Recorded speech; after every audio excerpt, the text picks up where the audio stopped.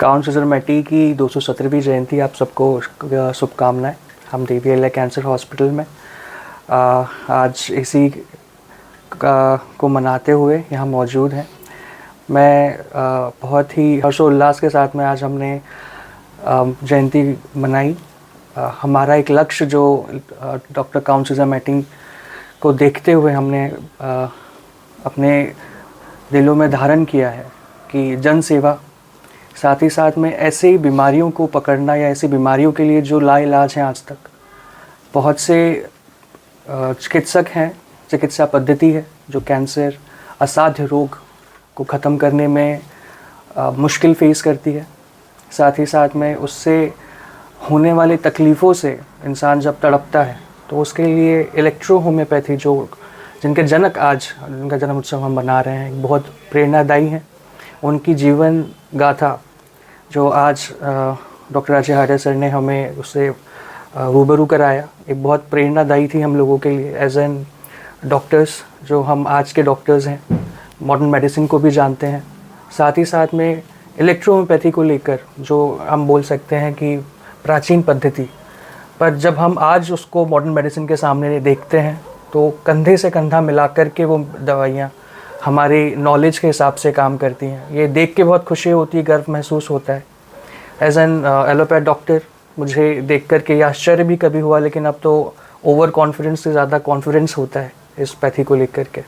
मैं सभी प्रैक्टिशनरों को शुभकामनाएं देता हूं और कामना करता हूं कि हम इस पैथी को जिसमें विश्व की सबसे अच्छी पैथी बनने के गुण हैं, क्षमता है, उस पर हमारी ही कोशिश की कमी है।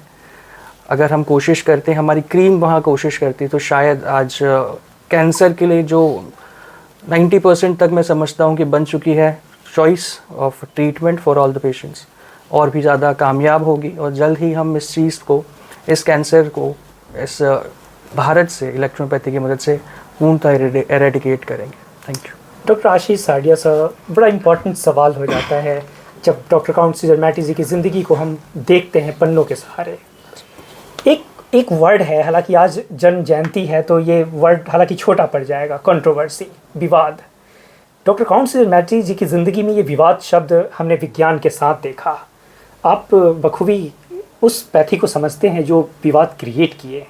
आज कहाँ दिखता है जब वो 19वीं शताब्दी को जब हम पलटते हैं तो वो विवाद आखिर किस रूप में था, और आज जब 2026 में हम फिर उसी नज़रिया से देखते हैं तो इलेक्ट्रो होम्योपैथी का जो समाज है आज वो विवाद से बहुत दूर नज़र नहीं आता है। बेशक कई संस्थानें इस वक्त बन गई है, तो ऐसे में इस कंट्रोवर्सी के चैप्टर को आप कैसे देखते हैं? मैं इसको सेल्फ असेसमेंट की तरह देखता हूँ। हर पैथी का हर डॉक्टर जिसने उसमें अध्ययन किया है उसको अपनी पैथी पे कॉन्फिडेंस होना चाहिए, अच्छी बात है। लेकिन ओवर कॉन्फिडेंस है ये समझना कि मैं महान हूँ, ये बुद्धि से बात करने वाली चीज़ नहीं है। कोई भी उंगली कभी एक जैसा समान नहीं होती, लेकिन जब सारी उंगलियां मिलती हैं तो एक मुट्ठी बनती है।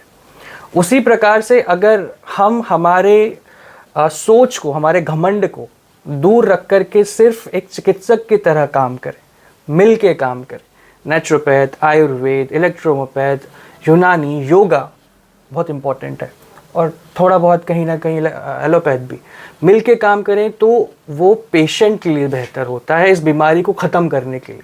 लेकिन जो विवाद शुरू से था, 19वीं शताब्दी से भी पहले से था, जो अभी तक है और जो हमेशा मेरे को लगता रहेगा, क्योंकि हर पैथी में वैसे डॉक्टर्स, वैसे चिकित्सक, नहीं बोलना चाहिए, घमंडी लोग जो हैं वो मौजूद हैं, और ये उस विवाद को कभी ख़त्म नहीं होने देंगे।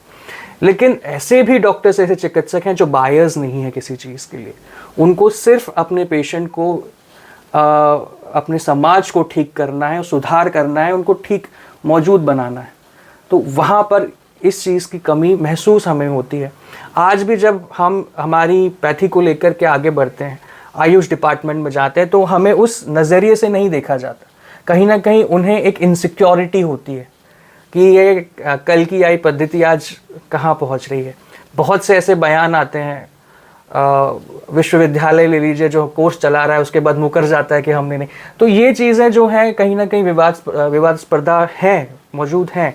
लेकिन हाँ, सबका काट एक है, रिजल्ट, हम क्या काम कर रहे हैं और हम कहाँ खड़े हैं। आज देवी अहिल्या सबके मुंह पे एक तमाचा है जो इस पैथी के बारे में या झोला छाप जैसे शब्द यूज़ करते हैं, जो है वो तो है, लेकिन आज हमने देवी अहिल्या ने इलेक्ट्रो होम्योपैथ को लेकर के ये साबित किया है कि हाँ इस पैथी में इतनी क्षमता है कि वो हर विवाद के ऊपर प्रतिवाद मौजूद है। जब कोई भी पैथी पेशेंट सेंट्रिक होती है तो क्या वाकई गवर्नमेंट इग्नोर कर रही है? आज भी गवर्नमेंट उस नज़र से नहीं देख पा रही है? देखिए साहब, नज़रिए की बात अगर मैं करूं तो सबका अपना नज़रिया है। गवर्नमेंट चाह कर भी उस चीज़ को उस नज़रिए से या उस महत्वता से हमें नहीं देख पा रही। वो देख रही है।